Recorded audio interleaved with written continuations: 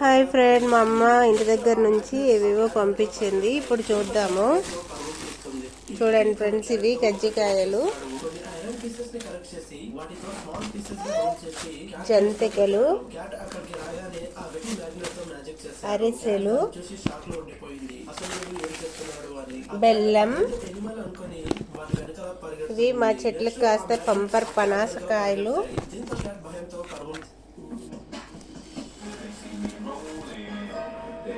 కొబ్బరి నూనె,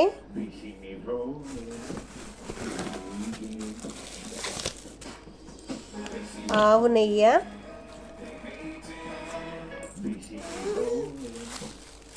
అటుకులు, ఇంకా కొబ్బరికాయ.